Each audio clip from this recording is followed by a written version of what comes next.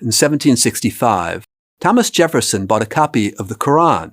He put it in his law library, since for him, it was an inspired law book produced by one of the world's great legislators, Muhammad. From the 18th century onwards, many European and American leaders saw Muhammad as a symbol of justice and law. Napoleon was among them, as we shall see. Indeed, today, portrayal of Muhammad as one of 18 lawgivers graces the frieze in the central chamber of the U.S. Supreme Court, meant to incarnate the principles of justice that the court upholds. I'm John Tolan, professor of history at the University of Nantes in France. For over 30 years, I've been researching the intertwined histories of Jews, Christians, and Muslims in Europe and the Mediterranean world. This video is based on a chapter of my recent book, Faces of the Prophet, a history of Western portrayals of Muhammad.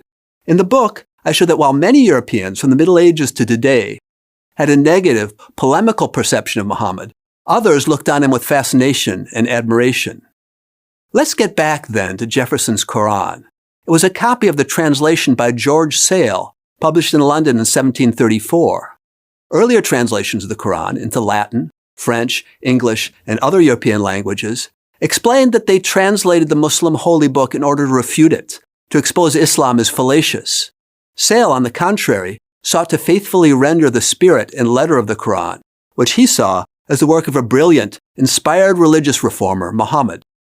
In his introduction, Sale traced the early history of Islam and idealized the prophet as an iconoclastic, anti-clerical reformer who had quashed the power of a corrupt and avaricious clergy and banished the superstitious beliefs and practices of early Christians.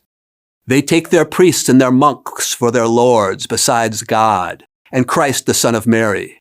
Although they are commanded to worship God only, there is no God but He.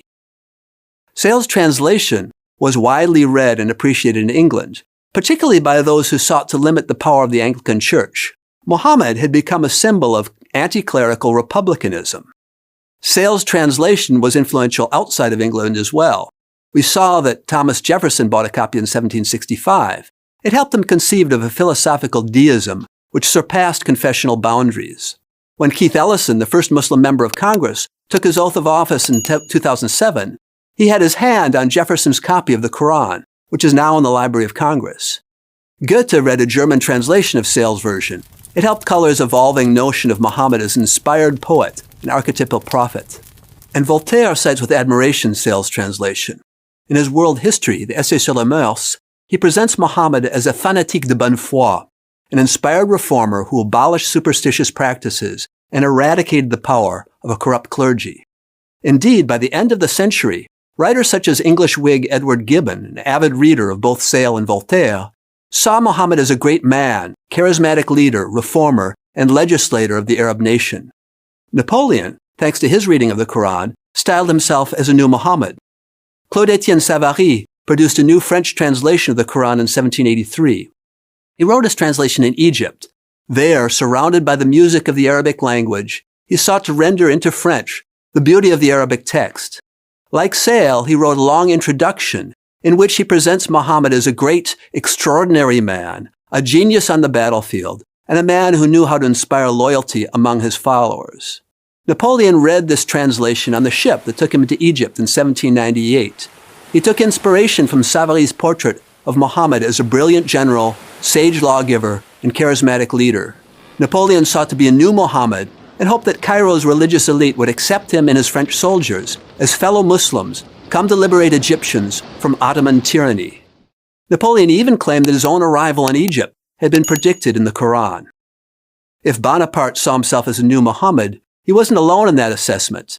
Goethe in 1806 proclaimed enthusiastically that the emperor was Der Mahomet der Welt, the Muhammad of the world, and Victor Hugo portrayed him as a Mahomet d'Occident, Muhammad of the West. Napoleon himself, at the end of his life, exiled by the British to the island of St. Helena, as he ruminated on his defeat, wrote about Muhammad, defended his legacy, and presented the prophet as a great man who changed the course of history. Napoleon saw in Muhammad qualities that resembled his own, conqueror and lawgiver, persuasive and charismatic, but recognized that Muhammad was far more successful, never being exiled to a cold, windswept island in the South Atlantic. Both Napoleon and Muhammad are represented among the 18 lawgivers and the frieze sculpted by Adolf Weinman for the U.S. Supreme Court in 1935. Brandishing his law book, the Quran, the prophet stands between Christian emperors Justinian and Charlemagne. For Weinman, the U.S. Supreme Court epitomizes universal principles of justice embodied by historical figures to diverse cultures, from ancient Egypt and China to 20th century America. The representation of Muhammad stands tall among these historical figures of law and justice, just as he had in the writings of Enlightenment authors like Voltaire and Jefferson. This is worth bearing in mind today, when Islamicist extremists claim to apply the law of the Prophet Muhammad, and right-wing nationalists in the U.S. and Europe ignore the important role Islam has played in the making of Western culture. These are just a few of the surprising Western portrayals of Islam's prophet that I explore in my book, Faces of Muhammad, recently published at Princeton University Press.